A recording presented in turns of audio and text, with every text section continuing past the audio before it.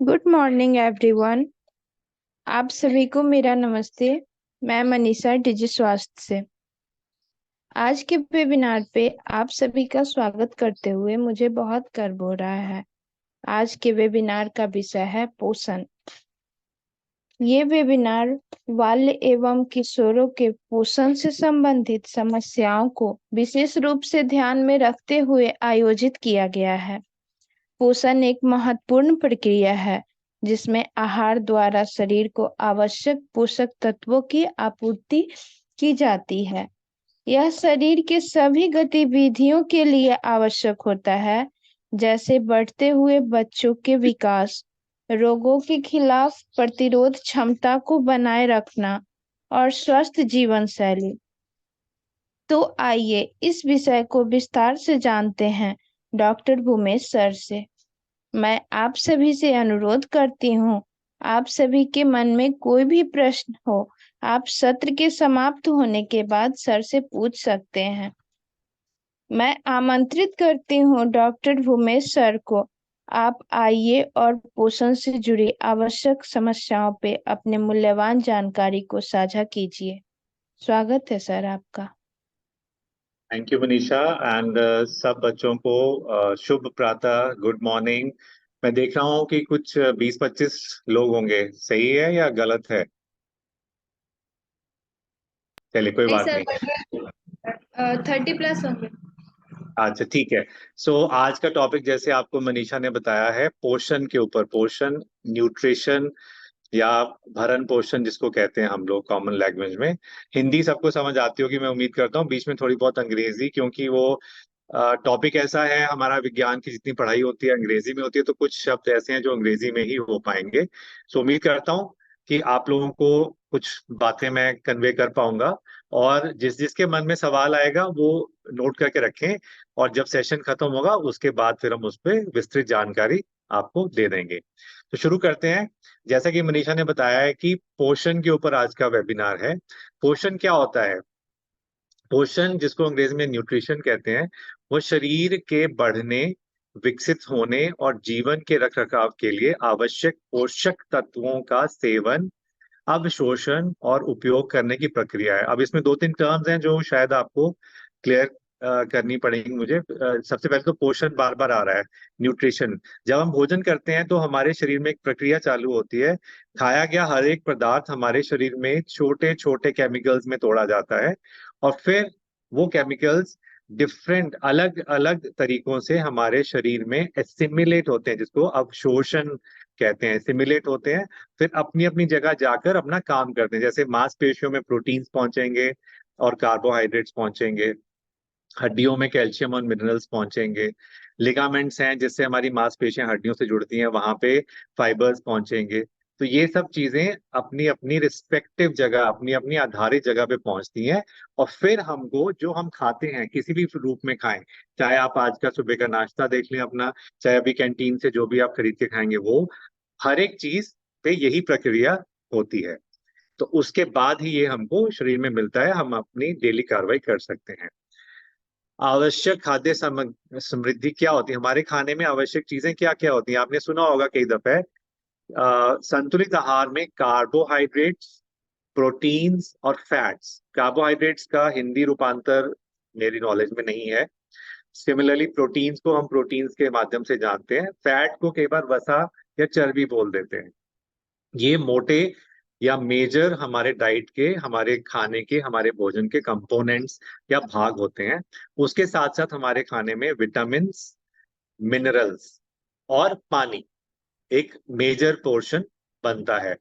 तो ये देखा गया है कई सदियों के अनुसंधान से और लोगों की सेहत को मद्देनजर रखते हुए, कि कार्बोहाइड्रेट का हमारे शरीर में जब हम खाना खाते हैं, पहले एक छोटी सी बात बताता हूँ कि जब हम भोजन करते हैं तो अल्टीमेटली हमारे को ऊर्जा के लिए शक्ति चाहिए।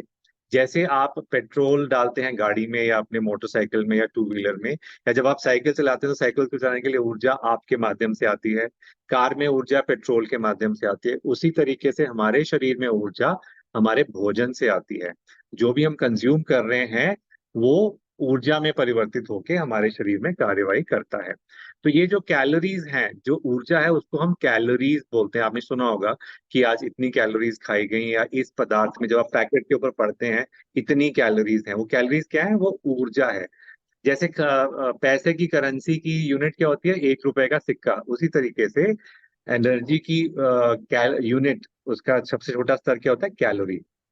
तो आमतौर पर आपके एज ग्रुप में जो आप यहाँ बैठे हैं, एक दिन में आपको 1800 से 2000 कैलोरीज चाहिए होती हैं।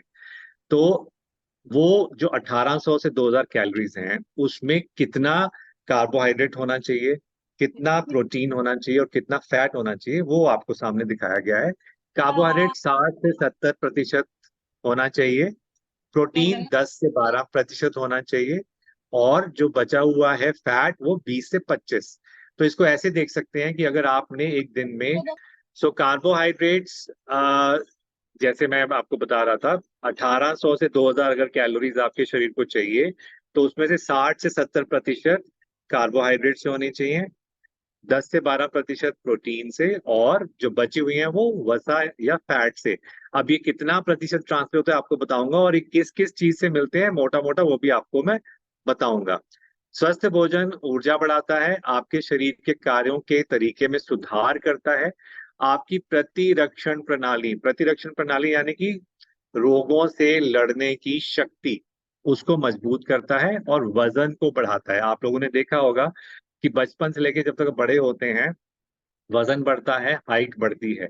ये सब आपके डाइट से, और डाइट के ऊपर जो किया गया काम शरीर का, जिसको हम न्यूट्रिशन कहते हैं, उससे होता है। Next slide please. जैसे अभी हमने डिस्कस किया, हमारे भोजन के कुछ मुख्य पदार्थ हैं, मेजर, जनरल ज्यादा क्वांटिटी में खाने वाले, वो हैं फैट, कार्बोहाइड्रेट और प्रोटीन्स। और कुछ हैं कम मात्रा में खाने वाले, जिनको बोलते हैं विटामिन और मिनरल। और पानी जो है वो आप जानते हैं, हम दिन में काफी दफे गर्मियों में मौसम के हिसाब से पानी का कंजम्पशन करते रहते हैं। तो ये दिखा रहा है आपको आपकी डाइट में क्या क्या होता है, जिससे आपको एक न्यूट्रिशियस, एक पोषणात्मक मील यानी कि भोजन मिलता है। Next slide please.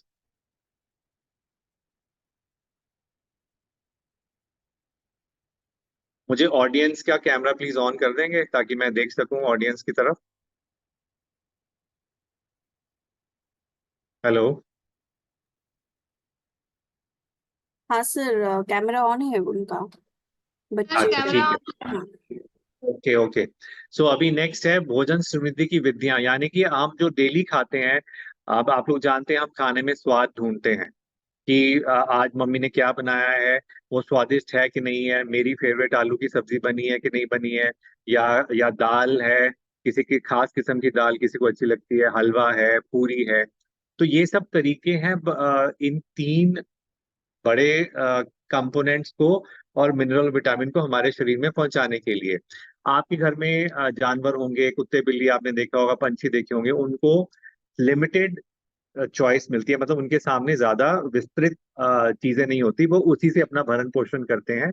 लेकिन इंसान के हमारे जो जीवन शैली है, उसमें हमने भोजन को बहुत विस्तार से, बहुत एक्सपैंड कर दिया हुआ है। भिन्न भिन्न तरीके के हमने टेस्ट, स्वाद अपने भोजन में अपना के रखे हुए हैं।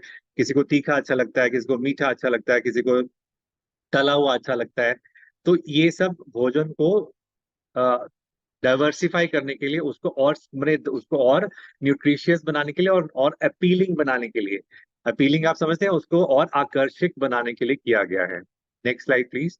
सबसे पहले हम करते हैं पानी की बात। आपने कई दफे सुना होगा, और सोशल मीडिया में बहुत सारी चीजें चलती रहती हैं, रील्स चलती हैं, आप इतना पानी पीजिए, आप उतना पानी पीजिए, कोई कहता है 4 लीटर, कोई कहता है 2 लीटर, कोई कहता है फलाना लीटर। तो पानी एक बहुत इंपॉर्टेंट भाग है हमारी डाइट का। हमारे शरीर में कम से कम 60% पानी होता है। जो आप हमारा हार्ड मास का शरीर देखते हैं, उसमें कम से कम 60% पानी है। आप प्रतिशत समझते होंगे सारा, कि अगर हमारा शरीर 100 किलोग्राम का है, 100 केजी अगर मेरा वजन है, तो उसमें से 60 किलो सिर्फ पानी ही है। इतना महत्व है पानी का हमारे शरीर में। पानी अगर हमारे शरीर में नहीं होगा, या पानी अगर इस पृथ्वी ग्रह पर नहीं होगा, तो जीवन सफल नहीं हो सकता। बिना पानी के लाइफ पृथ्वी के ग्रह पर पॉसिबल ही नहीं है। सिमिलरली हमारे शरीर में अगर पानी की मात्रा थोड़ी भी कम होती है तो हमको तकलीफ होनी शुरू हो जाती है, दिक्कत होनी शुरू हो जाती है। अगर आप पर्याप्त मात्रा में पानी पीते हैं तो आपके मूड को एलिवेट कर सकता है। अगर आप हाइड्रेटेड हैं, जिसको हिंदी में कहते हैं, आप में पानी की मात्रा उत्तम उत्तम है, ऑप्टिमम है, तो आपको अच्छा लगता है।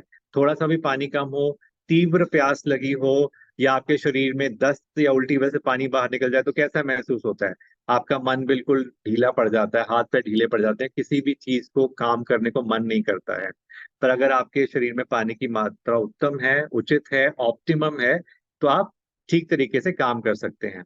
पानी में कोई कैलोरी नहीं होती है, परंतु पानी ना हो तो जितनी कैलोरीज की हमने बात करी है वो आपको मिल भी नहीं सकती हैं।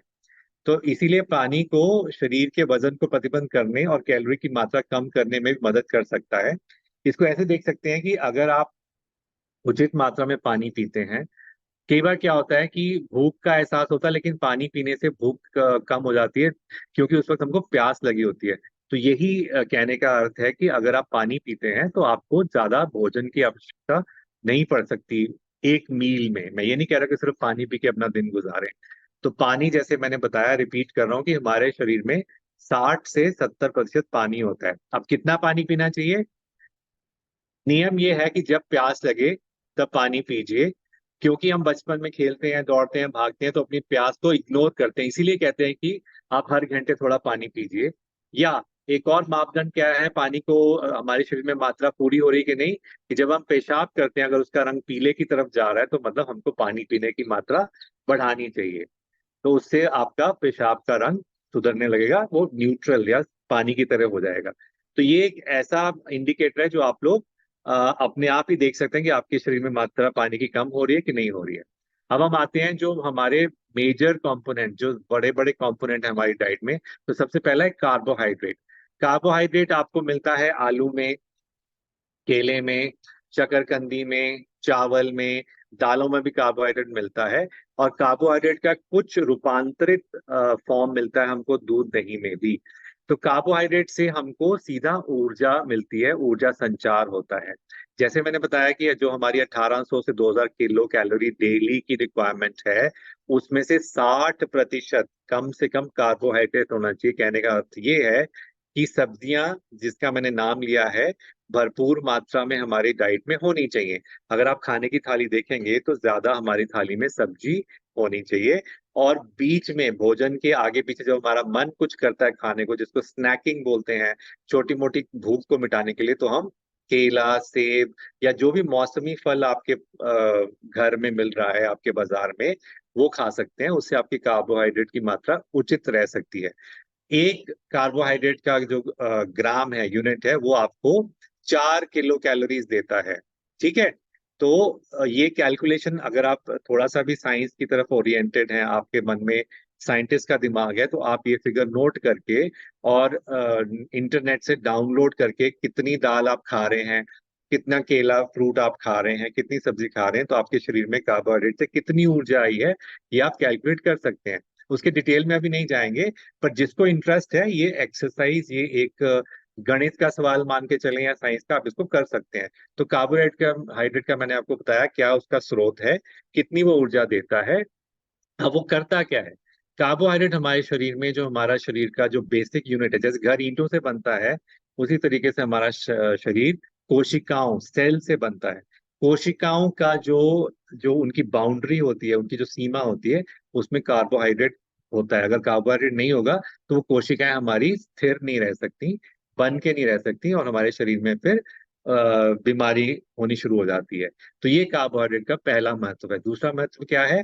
जितनी भी हमको चलने फिरने, उठने बैठने, सोचने की ऊर्जा आती है, जो भी हम क्रिया कर रहे हैं डे टू डे बेसिस पे, इवन सोते समय हमारा दिमाग भी कुछ ना कुछ क्रिया करता रहता है, ये सारी ऊर्जा अल्टीमेटली हमारे को आती है ग्लूकोज के रूप में। और जो ग्लूकोज है वो कार्बोहाइड्रेट से, सीधा सोर्स कार्बोहाइड्रेट ग्लूकोज का है कार्बोहाइड्रेट। प्रोटीन और फैट से भी मिलता है, लेकिन वो सही सोर्स नहीं है। आप इसको ऐसे मान के चलें कि अगर आप बाजार से कोई सौदा लेने जा रहे हैं, तो रुपए पैसे से सौदा लेना ज्यादा लॉजिकल है, ज्यादा बेनिफिशियल है, बजाय इसके कि आप घर का कोई कीमती सामान उठा के ले जाएं कि इसके बदले मेरे को आप सामान दे दीजिए। आप समझ पा रहे हैं मैं क्या बोल रहा हूँ? ऊर्जा का सबसे अच्छा उत्तम स्रोत ग्लूकोज है और उसका सबसे उत्तम स्रोत कार्बोहाइड्रेट है। अगर हम प्रोटीन से ऊर्जा लेंगे या वसा से ऊर्जा लेंगे तो वो नुकसानदायक है हमारे शरीर में, ऐसा होना नहीं चाहिए। ठीक है, ये जो मैंने आपको एग्जाम्पल दिया है कि सौदा लेने के टाइम पैसे या सिक्के देंगे वो बेहतर है, बजाय इसके कि आप अपने घर का कुछ कीमती सामान देके वो चीज लेना चाहें, उससे आपका नुकसान होता है। आई होप मैं आपको समझा पाया। Next slide please.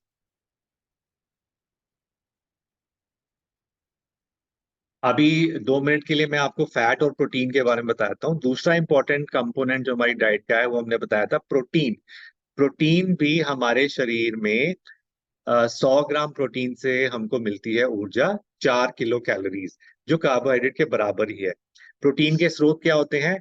दूध, दही और पनीर, और जो मांसाहारी है उनके लिए मांस, अंडे, ये मेजर सोर्सेज हैं। प्रोटीन बाकी अन्य चीजों में भी पाया जाता है। दालें, दालों में प्रोटीन भरपूर मात्रा में पाया जाता है, और दालों में सबसे अच्छी दाल जो मानी जाती है, जो सबसे ज्यादा प्रोटीन देती है, उसको सोयाबीन बोलते हैं। लेकिन बाकी दालें, तुअर की दाल, चने की दाल, मूंग की दाल, इन दालों में भी प्रोटीन ऑलमोस्ट उसी मात्रा में होता है, थोड़ा कम होता है सोयाबीन से। सोयाबीन सब जगह नहीं मिलता है, सब लोग नहीं ले पाते हैं, लेकिन कुछ अन्य दालें, तुअर की दाल या चने की दाल, अरहर की दाल, इनमें भी प्रोटीन भरपूर मात्रा में होता है।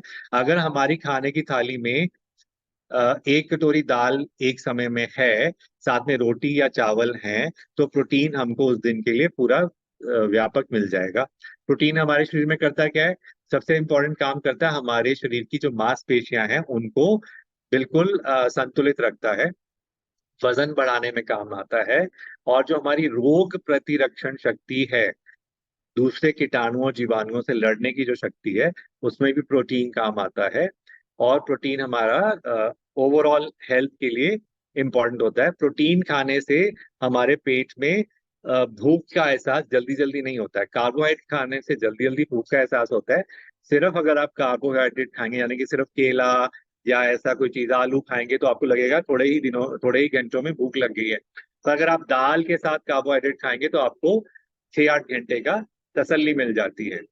तो प्रोटीन का ये था, क्या उसकी कैलोरीज है, क्या उसके स्रोत है, क्या उसका फंक्शन है। उसी तरीके से फैट, फैट यानी चिकनाई, घी जिसको बोलते हैं, तेल जिसमें खाना पकता है, छौंकते हैं, उसमें हमको 9 किलो कैलोरी, दुगनी कैलोरीज मिलती हैं, दुगनी ऊर्जा मिलती है। इसीलिए कहते हैं कि खाना में थोड़ा सा घी डाल के खाएं, जो खा सकते हैं, या घी खाने को तड़क के तेल में या घी में खाएं। उससे घी से खाना स्वाद होता है। घी अगर मैं कहता हूँ तो इसका मतलब वसा, फैट किसी भी रूप में, चाहे वो नारियल का तेल हो, मूंगफली का तेल हो, तिल का तेल हो, या घी हो, या मक्खन हो, उससे एक तो टेस्ट आता है, खाने में स्वाद आता है, खाना आपको अच्छा लगता है, पचने में वो ठीक रहता है। फैट का हमारे शरीर में काम क्या है? हमारी चमड़ी के नीचे एक पतली सी फैट की लेयर होती है, जो हमको ठंड से बचाती है, हमारी चमड़ी को सपल मतलब सॉफ्ट रखती है, कोमल रखती है। फैट फैट हमारे रक्त ब्लड सप्लाई में भी काम आता है हमारे। तो ये फैट के मोटे मोटे काम हो गए। तो ये 3 मेजर कंपोनेंट जो डाइट के थे, कार्बोहाइड्रेट, प्रोटीन और फैट। अब जो माइनर है, पानी के बारे में मैंने आपको बताया कितना पानी पीना चाहिए, पानी शरीर में क्या करता है। बचे हैं विटामिन और मिनरल। विटामिनों का आपने नाम बहुत सुना होगा, और सिमिलरली आपने कुछ मिनरल जैसे कैल्शियम, जिंक का और आयरन का नाम भी सुना होगा। ये दोनों चीजें मिलके, सिर्फ कार्बोहाइड्रेट, फैट, प्रोटीन और पानी पीने से हमारा शरीर नहीं चल सकता। हालांकि हमको मिनरल बहुत कम मात्रा में चाहिए, लेकिन जरूरी है, क्योंकि उसके बगैर शरीर की बहुत सारी रचनात्मक क्रियाएं नहीं काम करेंगी। विटामिन बहुत तरीके के होते हैं। कुछ होते हैं जो पानी के माध्यम से हमारे शरीर में घुलते हैं, कुछ वसा या फैट के माध्यम से, जो फैट सॉल्युबल बोलते हैं। उनके डिफरेंट नाम है, A B C D E K, ऐसे करके इनको नाम दिए गए हैं। बट आपके लिए ये जानना जरूरी है कि विटामिन थोड़ी मात्रा में हो, लेकिन हमको जरूरी है। इनका सोर्स क्या है? ताजी सब्जियां और ताजे फल, ये जो शाकाहारी हैं उनके लिए। और कुछ विटामिन ऐसे हैं जो हमको मांसाहारी भोजन से मिलते हैं, जैसे अंडा या नॉन वेजिटेरियन चिकन या मछली से। अब उसका कहने का मतलब ये नहीं है कि जो अंडा और नॉन वेज नहीं खाते उनके शरीर में सारे विटामिन नहीं आते, ऐसा नहीं है। आप ये सोचिए कि अंडा जिससे हमको मिलता है वो मुर्गी, और जिससे हमको मीट मिलता है वो चिकन, वो सब अल्टीमेटली खाते तो पौधे ही है ना। तो प्लांट बेस्ड डाइट, पौधों पर आधारित जो डाइट है उसमें भी सारी चीजें मिल सकती हैं। तो मोटा मोटा मैंने आपको सारी कैटेगरीज के बारे में बताया, उनकी कैलोरीज क्या है, उनका सोर्स क्या है और उनका हमारे शरीर में रोल क्या है। Next slide please. Proteins, different जो हमारे फूड कैटेगरीज है उनका सोर्स क्या है। अभी प्रोटीन से शुरू करते हैं। जैसे मैंने बताया, आप एक दूध की बोतल देख सकते हैं, आप कुछ नट्स नट्स यानी कि काजू बादाम मूंगफली वो देख सकते हैं, अंडे देख सकते हैं, और उसमें कुछ नॉन वेजिटेरियन मांसाहारी पदार्थ भी देख सकते हैं। तो प्रोटीन दोनों तरह के लोगों को मिल जाता है, चाहे वो शाकाहारी हो चाहे वो मांसाहारी हो। फैट्स भी दोनों तरह के लोगों को मिल जाता है। वेजिटेबल्स में आपको भरपूर मात्रा में मिनरल्स और विटामिन जो बहुत जरूरी हैं, अत्यंत जरूरी हैं, जिसमें आयरन सबसे इंपॉर्टेंट है। ये देखा गया कि हमारे देश में आप जैसी बच्चियां जो इस एज ग्रुप में हैं उनको आयरन की कमी शुरू होती है, क्योंकि बहुत सारे कारण है उसके लिए। और उसकी वजह से फिर वो जब वो आ, आ, और बड़े होते हैं तो उनको शरीर में कमजोरी आनी शुरू होती है। ये पूर्ति हो सकती है फ्रॉम वेजिटेबल्स एंड फ्रूट्स। और कार्बोहाइड्रेट का भी जैसे आपको दिखा रहे हैं सोर्सेस क्या क्या है, आपके सामने दिखाया गया है। Next slide please.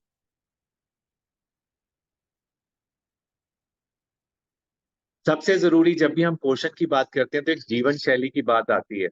जीवन शैली का सीधा संबंध है डिसिप्लिन से। डिसिप्लिन यानी कि आपको एक एक दिनचर्या, एक एक ऐसा तरीका है अपने आप को स्वस्थ रखने का, जो अगर आप फॉलो करेंगे उसमें आपको बीमारी होने की का अंदेशा बहुत कम हो जाता है। स्वस्थ जीवन शैली जिसको बोलते हैं, एक स्वस्थ जीवन शैली एक दिन का काम नहीं है। देखिए ये बताया जा रहा है कि आपको डेवलप करना पड़ता है, आपको इसके ऊपर काम करना पड़ता है। बैठे बिठाए कोई भी चीज अपने आप आपके पास नहीं आ सकती। अगर शेर भी जंगल में मुंह खोल के बैठेगा तो उसके मुंह में शिकार नहीं आएगा। उसी तरीके से अगर बाकी जानवर भी मशक्कत नहीं करेंगे, डेली कुछ ना कुछ एक्टिविटी नहीं करेंगे, तो उनको खाने पीने और बचने के लिए, जीवन यापन के लिए साधन नहीं मिलेंगे।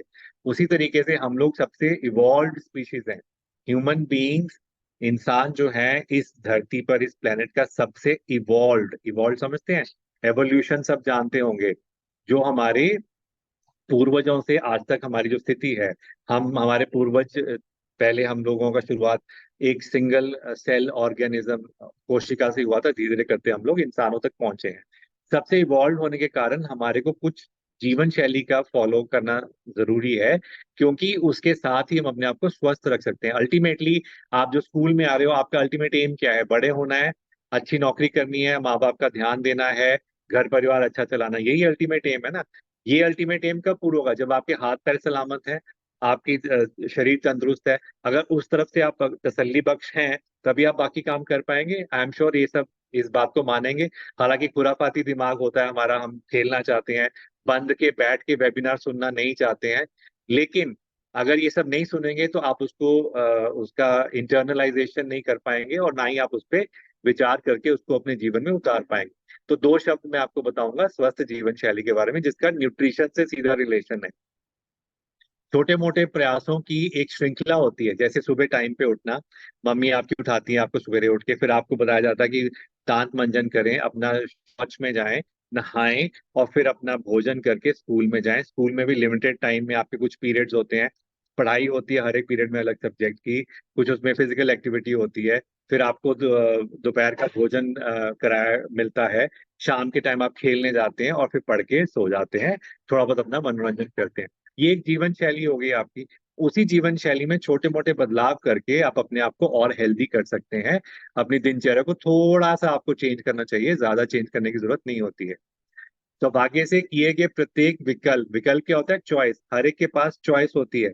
मेरे पास चॉइस है कि मैं लेफ्ट साइड वाली रोड लूं या राइट साइड वाली रोड लूं। मुझे पता है कि लेफ्ट साइड की रोड में गड्ढे हैं, राइट साइड की रोड में रोड नहीं बनी है, तो मैं राइट साइड की रोड लूंगा।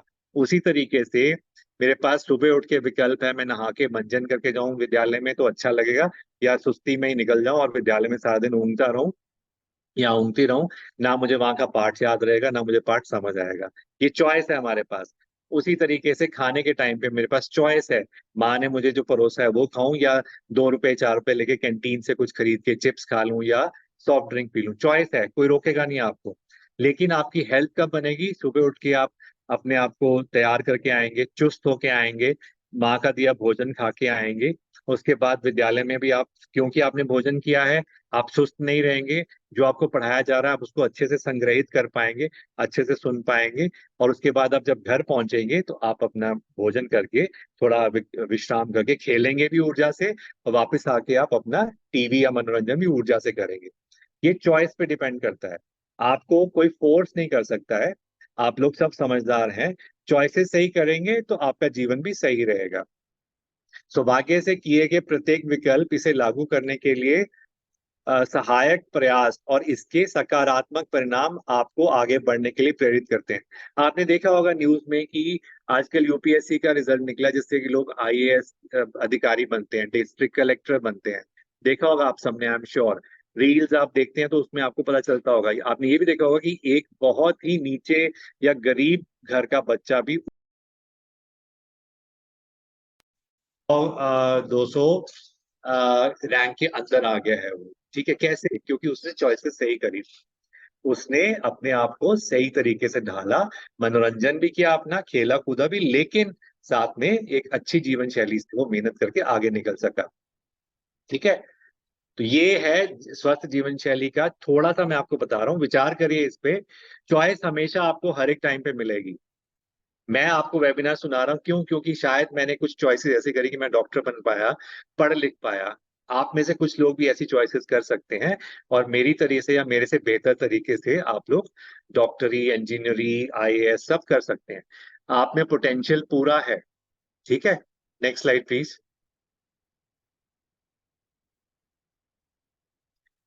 ये आपको दिखाया जा रहा है कि जब आप एक हफ्ते भर का खाना खाते हैं तो उसमें आपको क्या क्या मिलता है। 7 दिवसीय डाइट प्लान से मिलने वाला औसत पोषण मूल्य, जो मैं बात कर रहा था कैलोरीज की, उसमें 7 दिन में आपको एक किया गया है कि जो भोजन कर रहे हैं वो कहाँ जा रहा है, हमारे शरीर में किस रूप में संग्रहित हो रहा है। Next slide please. ये आपकी एक औसतन भोजन की थाली जो हम घर में देखते हैं। ज्यादा मत सोचिए इसके बारे में, बट रोटी, चावल, दाल, सब्जी, अगर हो सके तो दही, और उसमें थोड़ा अगर अचार है तो वो, और नींबू अगर है वो, और कुछ सलाद, खीरा ककड़ी अगर है। तो ये एक समय का जो भोजन हमारे हिंदुस्तान के घरों में बनता है वो अपने आप में सफिशिएंट होता है।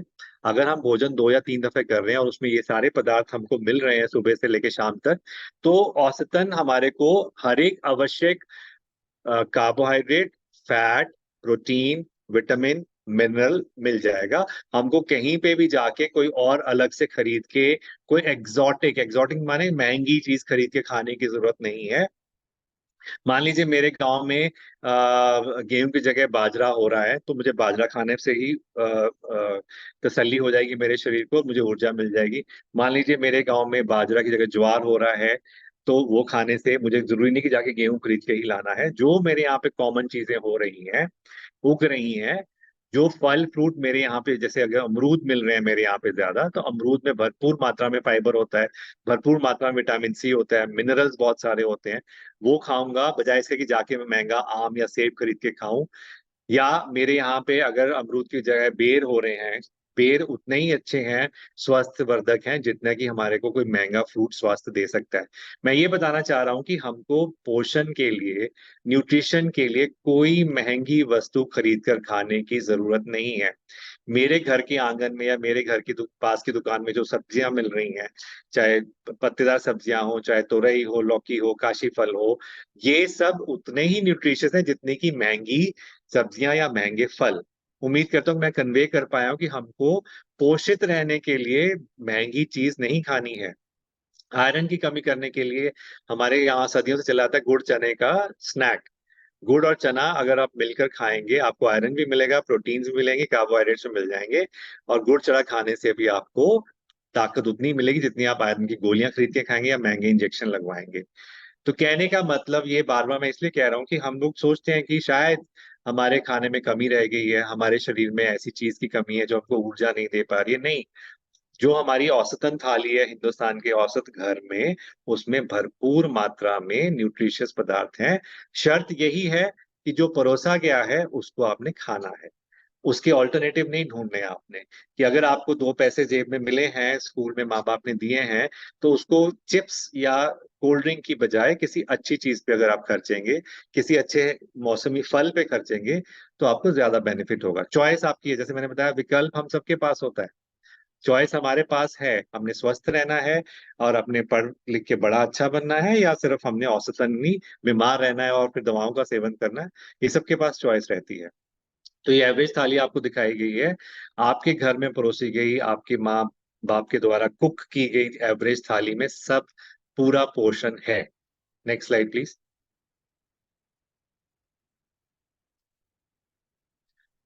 अभी मैं कुछ आपको नियम बताऊंगा और उससे पहले आपको इसका बैकग्राउंड बताता हूँ। हम लोग ज्यादातर पाश्चात्य संस्कृति से बहुत इन्फ्लुएंस होते हैं।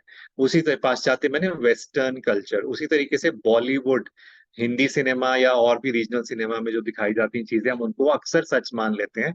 और उसी के साथ साथ हम लोग आजकल सोशल मीडिया, डिजिटल मीडिया में बहुत कुछ चलता है, हम बिना परखे उसको हम सत्य मान लेते हैं, बजाय इसके कि अपने घर के जो फैक्ट्स हैं, हमारे बुजुर्ग हमको बताते हैं, उनको मानने के। तो हमारे यहाँ पे एक बहुत सदियों पहले एक चिकित्सक हुए थे, डॉक्टर हुए थे, इनका नाम था चरक।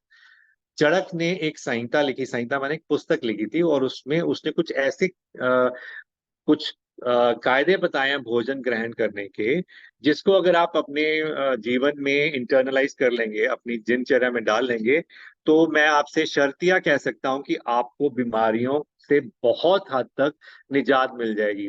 आपको ऊर्जा की कमी नहीं रहेगी, आपके शरीर में सुस्ती नहीं रहेगी, आप जो भोजन ग्रहण कर रहे हैं उसी से आपको अच्छा लगेगा, बजाय इसके कि आप दाएं बाएं और बाजार की चीजों की तरफ ध्यान दें। जब मैं बाजार की चीजें कहता हूं तो उसमें ये नहीं है कि आप स्वादिष्ट चीजें ना खाएं, आप चटकारे वाली चीजें ना खाएं, पर उसको नियम ना बनाएं। तो सबसे पहला क्या है नियम? गर्म भोजन करें जब हो सके, जितना हो सके, और मैं वर्ड यूज कर रहा हूँ हो सके, लाजमी नहीं है, पर अगर हो सकता है, जब आपके घर में भोजन बना है, जिस समय बना है, ताजा बना के परोसा गया है, तो उसको ग्रहण कर लें। वो आपकी सेहत के लिए ज्यादा फायदेमंद है, बजाय इसके कि उसको ठंडा करके या बिना गर्म किए खाएं। कई बार क्या होता है कि जहाँ पे फ्रिज अवेलेबल है, खाना बनाया, भोजन कुक किया, उसको फ्रिज में रख दिया, बाद में जब घर आए, जल्दबाजी में जैसा था निकाल के उसको खा लिया और चल पड़े। तो उससे आपको नुकसान ज्यादा होता है, फायदा कम होता है। स्निग्ध भोजन करें। चरक संहिता के अनुसार भोजन को स्निग्ध लवणात्मक रूप में करना चाहिए। क्या मतलब हुआ? भोजन को प्यार से करें। जो आपकी थाली में उतरा है भोजन, वो भी कहीं पे पैदा हुआ था, उसमें भी जान थी, उसने आपके लिए अपने आप को कुर्बान किया है, इसको ऐसे मान के चलें। चाहे वो मांसाहारी हो, चाहे वो शाकाहारी हो। दूध आपकी प्याली में पहुंचा है एक गाय से या एक भैंस से, अपने बछड़े से बचा के आपके लिए दिया गया है, राइट? तो भोजन प्यार से करें, और उतना। Next slide please. आगे और भी आएंगे इसके कुछ और नियम। उचित मात्रा में भोजन करें। पहली बात तो थाली में उतना ही परोसें जितना आप खा सकते हैं। दूसरी बार ले सकते हैं, तीसरी बार ले सकते हैं। पहली बार में ही भर के अगर रख लेंगे तो, और उसको फिनिश नहीं करेंगे, खत्म नहीं कर पाएंगे, तो वो एक अच्छी बात नहीं है। उचित मात्रा में करने का अर्थ है कि जब आपको भूख लगी है उस टाइम पे खाना खाएं। उस टाइम पे अगर आप भूख का एहसास है तो आप जो ग्रहण करेंगे वो पचेगा और आपके शरीर को लगेगा। बिना भूख के जबरदस्ती कुछ खाएंगे तो वो आपको लगेगा नहीं, आपका पेट और खराब होगा। नेक्स्ट इंपॉर्टेंट देखिए, पचने के बाद ही दूसरा भोजन ग्रहण करें, बहुत जरूरी है। भूख का एहसास हो तब खाएं।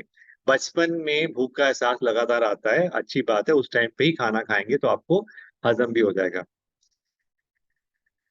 अविरुद्ध वीर्य वाले भोजन लेना चाहिए, मतलब जिसमें एनर्जी हो, वो ऐसे चीजें जो आपको फ्रेश दें एनर्जी। अभी सब्जी बाजार से आई है, काटी बनी और खा ली, बजाय इसके कि अभी लाए हैं, फिर उसको फ्रिज में रखा या रख दिया है, सूख गई है, सड़ गई है, और फिर उसको काट छांट के बना रहे हैं, वो आपको कम एनर्जी देगा। Next slide please. मन के अनुकूल स्थान में भोजन करें, जहां आपको अच्छा लगता है। अब इसका मतलब ये नहीं कि माँ की आज्ञा का अवहेलना करने करके मैं टीवी के सामने बैठूंगा। जहाँ परिवार के 4 सदस्य बैठे हैं, जहाँ पे आपके माँ बैठ के भोजन प्यार से परोस रही है वहीं पे भोजन करें, तो आपको ज्यादा ऊर्जा मिलेगी। जल्दी जल्दी भोजन नहीं करना चाहिए। अक्सर देखा जाता है बच्चे पहली ग्रास मुंह में डालते हैं और वो चबाया नहीं और दूसरा ग्रास फिर मुंह की तरफ बढ़ जाता है। तो पहला जो ऑलरेडी है वो तो पचा नहीं है। आपको ये मालूम होना चाहिए कि जो पाचन क्रिया है वो मुंह से शुरू हो जाती है। हमारे मुंह में जो थूक बनता है जिसको सलाइवा बोलते हैं, उसी से पचना शुरू होता है खाना। इसीलिए कहते हैं भोजन अच्छे से चबा कर खाएं। मुंह में जो सलाइवा होता है उसमें ऐसे पदार्थ होते हैं, ऐसे एंजाइम होते हैं जो कार्बोहाइड्रेट्स को पचाना शुरू करते हैं। आप ये नोटिस करें, अगर आपने नहीं किया तो थोड़ा कच्चा गेहूं मुंह में रखें, उसको चबाना शुरू करें च्युइंगम की तरह, आपको धीरे धीरे उसमें मिठास आनी शुरू होगी। कैसे? क्योंकि जो उसमें कार्बोहाइड्रेट थे गेहूं में, वो हमारे सलाइवा ने उन पे क्रिया करके उसमें से ग्लूकोज निकालना शुरू कर दिया, तो आपको वो मीठा लगना शुरू होता है। ठीक है? तो इसीलिए भोजन चबाकर आराम आराम से करना चाहिए। रुक रुक के भोजन, धीरे धीरे ना कर भोजन ना करें। मतलब ये नहीं कि आप बैठे हैं, चबाए जा रहे हैं और जो थाली में पड़ा है वो भी बिल्कुल ठंडा हो गया हुआ है। तो उम्मीद करता हूँ आप समझ पा रहे हैं कि आपने भोजन को ठीक से चबाया, अच्छे से उसको चबाने के बाद फिर नेक्स्ट ग्राई ली और 15-20 मिनट आधे घंटे में अपना भोजन पूरा फिनिश कर दिया। Next slide please. एकाग्रचित होकर भोजन करें। थाली में जो आया है, जैसे मैंने आपको बताया, वो कभी जीवित पदार्थ थे, तो उसकी तरफ पूरा अपने आप को फोकस करके खाएं। एकाग्रचित मतलब फोकस से, ये नहीं कि एक तरफ मोबाइल चल रहा है, एक तरफ टीवी चल रहा है, गप्पें लग रही हैं और आप साथ में भोजन कर रहे हैं, वो आपको ज्यादा फायदा नहीं करेगा। आत्मा शक्ति के अनुसार भोजन, जितनी आपकी शक्ति है, मैंने बताया ना, ज्यादा परोसने से, ज्यादा खाने से आपको ज्यादा ऊर्जा नहीं मिलेगी, क्योंकि वो पचेगा ही नहीं। जितना पचना होगा वो पचेगा, बाकी व्यर्थ जाएगा और आपको पेट खराब करेगा। Next slide please. तो ये कुछ नियम थे जो आपको मैंने बताए हैं। कुछ भोजन के बारे में मोटी मोटी बातें बताई हैं, कैलोरीज क्या है, ऊर्जा क्या है, स्रोत क्या है भोजन के, आपको किस तरह का भोजन करना चाहिए, और पोषण के बारे में समझाने की कोशिश करिए। अभी आपके जो सवाल है आप मेरे से पूछ सकते हैं। उम्मीद करता हूँ कि आपको जो मैंने बताया उसमें से कुछ बातें आपको समझ आई होंगी। सबसे इम्पोर्टेंट है विकल्प की जो मैंने बात करी है, वो बहुत इम्पोर्टेंट है। इसी वेबिनार के लिए नहीं, आपके जीवन में जो जो जीवन में तरक्की करना चाहता है, सही विकल्प चुनेगा तो अपने लक्ष्य पर जरूर पहुंचेगा, चाहे देर सवेर पहुंचे, लेकिन पहुंचेगा जरूर। तो आपका धन्यवाद। अभी आप प्रश्न पूछ सकते हैं एक एक करके, और मैं कोशिश करूंगा उन सबका उत्तर देने के लिए।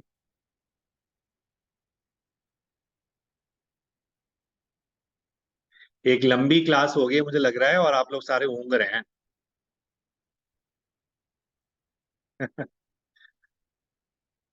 यस सर, ऐसा ही है। मतलब सारे लोग अभी थोड़ा नोट डाउन किए हैं, कुछ लोग वो लोग बताएंगे अभी क्वेश्चंस जो भी रहेगा इनका। हाँ जी, पूछिए बिना हिचक के। यहाँ पे मेरे से अगर डाउट क्लियर करेंगे तो बेटर रहेगा, बजाय इसके कि अपने दोस्तों से, जिसको आपके बराबर ही जानकारी है, कुछ गलत जानकारी लेके जाएंगे। तो पूछे मेरे से, मैं कोशिश पूरी करूंगा जवाब दे पाऊं।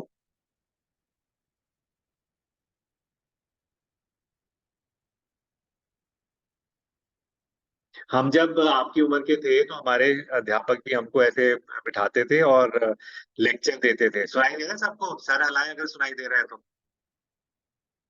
हाँ।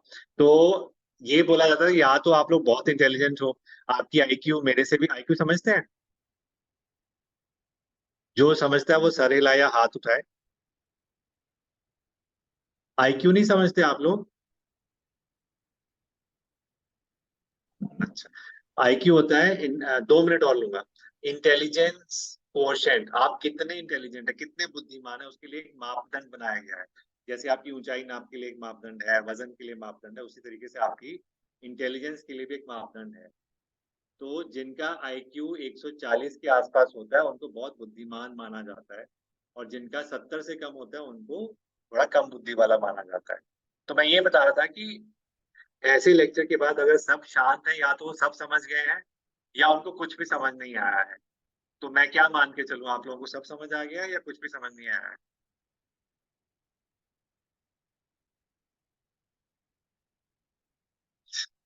चलिए, सवाल है तो पूछिए। सर अभी हम लोगों ने पूछा है मतलब सारे लोगों से कि जो भी सर ने बताया सारे लोग को समझ में आया है, तो सारे लोग बोल रहे हैं यस समझ में आया है। बट क्या समझ में आया है वो भी हमने क्वेश्चन किया है इनसे, बट उसके बाद से इनका कुछ भी रिस्पांस नहीं है अभी। क्या समझ में आया, कोई लोग बता सकते हैं खड़े होके? लड़कियां लड़कों में कुछ किसी को जो भी समझ में आया है, क्या समझ में आया आप बोलना। यस सर, एक जन है, आइए इधर आके आते हैं आप। गुड गर्ल, कोई नहीं। पहले अपना नाम बताइएगा, कौन सी क्लास में हो, फिर आइएगा। मेरा नाम विद्यावासिनी अग्रहरी है, मैं 10वीं। आवाज कट गई इसकी।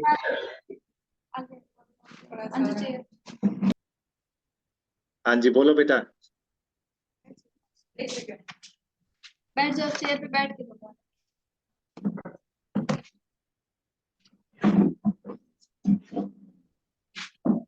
इसमें हमें पोषण के बारे में समझाया गया हमें, और हमें कैसे भोजन करना चाहिए, नियमित रूप से भोजन करना चाहिए, हमें क्या क्या करना चाहिए, ये सब समझाया गया है। कोई सवाल है बेटा आपका? हाँ, जैसे कि आपने बोला कि जैसे टीवी देख के भोजन मत करो, और मतलब अगर हम किसी से बात करके भोजन करते हैं तो भी भोजन अच्छे से नहीं पचेगा। देखिए, अगर आप बात पे ध्यान देंगे तो चबाएंगे कब? और जब चबाएंगे नहीं तो फिर भोजन का, जैसे मैंने बताया आपको, एक एक्सपेरिमेंट मैंने बोला वो जरूर करेगा आप लोग। गेहूं मुंह में रख के देखिएगा और उसको चबाए बगैर अगर निकलेंगे और चबाने के बाद नहीं निकलेंगे। मीठा स्वाद आता है। ठीक है, सुनाई दिया? जब ज्यादा चबा के खाते तो स्वाद नहीं आता। सर इनका क्वेश्चन है कि जब भी ये मतलब खाना ज्यादा चबा के खाती है नहीं तो नहीं, स्वाद नहीं गेहूं आता। चबाते हैं तब स्वाद नहीं आता है। गेहूं, तो गेहूं क्यों चबाना भैया? खाने की बात हो रही है ना यहाँ पे। नहीं, दाल जैसे चावल सर ने बोला कि गेहूं चबाते हैं तो मीठा स्वाद आता था। अच्छा, बेटा हमको मैं नहीं आता। आपको कितने लोगों सुनिए, ने मुझे लगता है डाउट हुआ। एक क्या वो मिनट, बताया? 5 मिनट दीजिए, मैं आपको समझा दूं मैंने क्या बोला। Hello. Yes sir. Hello. Yes sir, आवाज आ रही है आपकी। हाँ नहीं, ये एक्सपेरिमेंट था। गेहूं कच्चा कोई नहीं खाता है, लेकिन ये बताने के लिए कि आपकी पाचन। हेलो। यस सर, आपकी आवाज आ रही है, आप बोलिए। अंजू गेहूं कच्चा नहीं खाया जाता, लेकिन एक्सपेरिमेंट बता रहा था मैं आपको कि ये जानने के लिए कि आपकी पाचन क्रिया मुंह से शुरू होती है। गेहूं के कच्चे दाने लीजिए, उनको मुंह में रख के चबाते रहिए, आपको कुछ देर में मिठास का एहसास शुरू हो जाएगा, क्योंकि जो उसमें कार्बोहाइड्रेट थे वो आपके सलाइवा ने डाइजेस्ट करके ग्लूकोज उसमें से रिलीज किया, सिर्फ आपके मुंह के अंदर ही। ये एक्सपेरिमेंट है। कच्चा गेहूं कोई नहीं खाता है, लेकिन आपको ये एहसास दिलाने के लिए कि पाचन क्रिया यहाँ से शुरू होती है, पेट में जाके नहीं खाना पचना शुरू होता। अगर पेट में शुरू होता तो हम चबाते किस लिए? फिर सीधा पेट में रखते ना। इसीलिए मैंने कहा कि गेहूं के कुछ दाने लेके आज कोशिश करें, चबा के देखें, आपको मिठास का एहसास होगा। वो ये प्रूव करता है कि पाचन क्रिया यहाँ से शुरू हो रही है। उम्मीद करता हूँ समझ आ गया आपको। चलो बच्चों, आपका बहुत बहुत धन्यवाद, और उम्मीद करता हूँ कि आप एक दो अच्छी बातें लेके जाएंगे यहाँ से, घर में भी उस पे सोचेंगे। और विकल्प वाली बात जरूर याद रखिएगा। मैं आपको बताना चाहता था, आप में से पोटेंशियल सब में है, कुछ भी बन सकते हैं। अपने आप को कम न आंकें और कम न समझें। चलिए, थैंक यू वेरी मच और जय हिंद। धन्यवाद। Thank you. Thank you so much sir. Thank you so much okay, thank you, bye bye.